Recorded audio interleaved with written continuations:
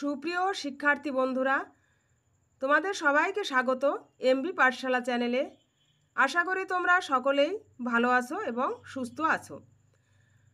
আজকে যে বিষয়টি নিয়ে তোমাদের সামনে ভিডিও উপস্থাপনা করব, বিষয়টি তোমরা একটু মনোযোগ সহকারে দেখবে। তোমরা যদি প্রথমে একটু দেখে স্কিপ করে চলে যাও, তাহলে কিন্তু পুরো বিষয়টি তোমরা বুঝতে পারবে না। কিভাবে তোমরা এই ছোট ছোট শব্দ দিয়ে তোমাদের মনের যে কথাগুলো কিভাবে তোমরা একটি বাক্যে পরিণত করে খাতায় লিখবে, তা প্রকাশ করবে, সেই প্রসেসটি আজকের ভিডিওটিতে আমি তোমাদেরকে বুঝিয়ে বলে দেব। যে শব্দগুলো আজ এখানে নিয়ে এসেছি, এই শব্দগুলো দিয়ে কিভাবে খুব সহজ ভাষায় তোমরা তোমাদের মনের কথা দিয়েই বাক্যগুলো লিখতে পারবে তোমরা নিজেরা, সেই বিষয়টি সুন্দরভাবে আমি দেখিয়ে দেব।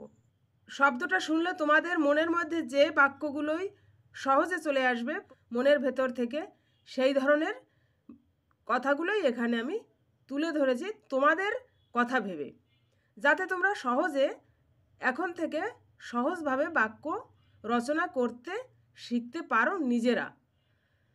তোমাদের নিজেদের এখন ক্ষমতা অনুযায়ী বাক্যগুলো তোমরা লেখার চেষ্টা করবে, সেটা ভেবেই আমি এইভাবে বাক্যগুলো রচনা করেছি। ভিডিওটি তোমরা মনোযোগ সহকারে দেখো, অবশ্যই বুঝতে পারবে। প্রথম যে শব্দটি আছে পছন্দ। আমি ভূতের মুভি দেখতে পছন্দ করি। দেখো, এই কথাটি শুনে তোমাদের খুব ভালো লাগছে শুনে, যে এটা তোমাদেরই মনের কথা। দুর্বল, লোকটির শরীর খুব দুর্বল। দেখো, খুবই সিম্পলভাবে বাক্যটা লেখা হয়েছে, যাতে তোমরাও এটা শিখে লিখতে পারো। উচিত, বড়দের কথা শুনে চলা উচিত। একেবারে সিম্পল কথা। উচিত দিয়ে কিন্তু অনেক বাক্য, আরও কঠিন কঠিন বাক্য হতে পারে, সেগুলো তোমাদের এখনও শেখার প্রয়োজন নেই। সেটা তোমরা বড় হলে আস্তে আস্তে ওগুলো তোমরা এমনিতেই পারবে।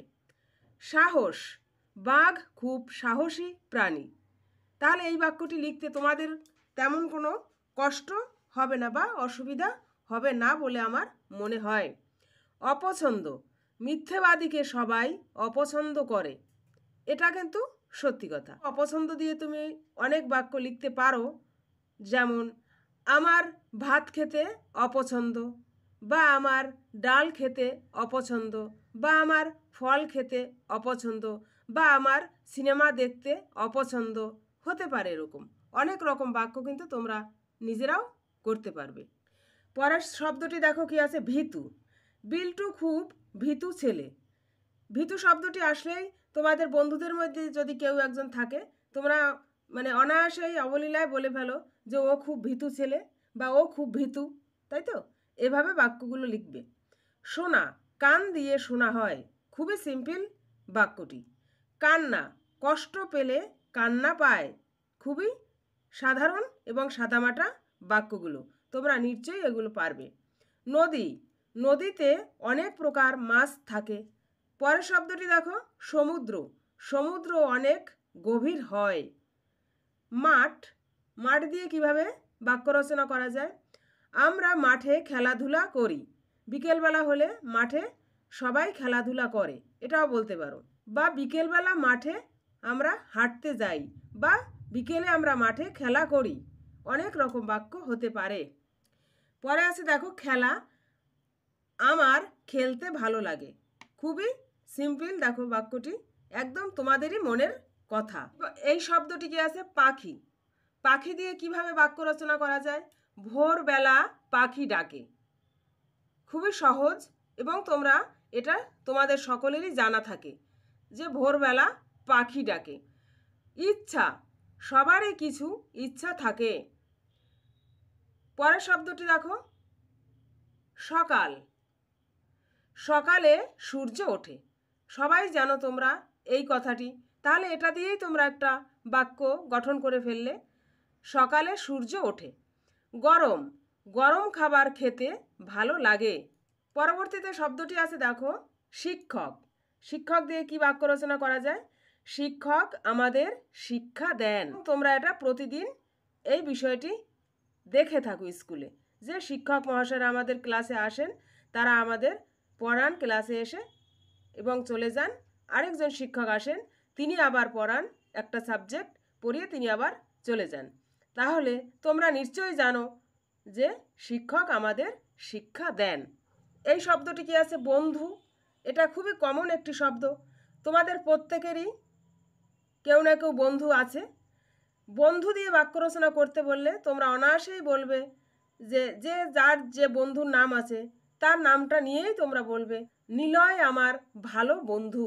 নিলয়ের জায়গায় তোমার বন্ধুটির নাম এখানে দিয়ে লিখে দেবে মা। মা শব্দটি দিয়ে বাক্য রচনা করতে বললে অনেক রকম বাক্য হতে পারে। আমি যেটা এখানে লিখেছি, যেটা তোমাদের প্রত্যেকেরই মনের কথা, আমি মাকে ভালোবাসি। প্রত্যেকেই তার মাকে খুবই ভালোবাসে। তারপরে দেখো, বাবা দিয়ে বাক্য রচনা করতে বললে কিভাবে লিখবে? বাবা আমাদের পরিবারের অভিভাবক। এটা তোমরা প্রত্যেকেই জানো, বাবার কথা শুনে বা মেনে চলতে হয় প্রত্যেকটি পরিবারের মানুষদের।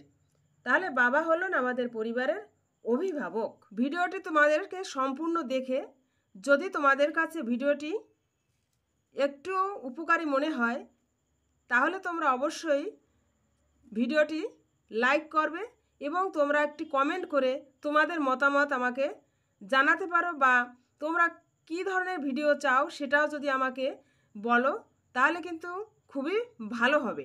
যারা চ্যানেলে প্রথম দেখছো আমার এই ভিডিওটি, তোমাদেরকে রিকোয়েস্ট তোমরা প্লিজ চ্যানেলটি সাবস্ক্রাইব করে এমবি পাঠশালার প্রতি ভালোবাসার হাত বাড়িয়ে দাও।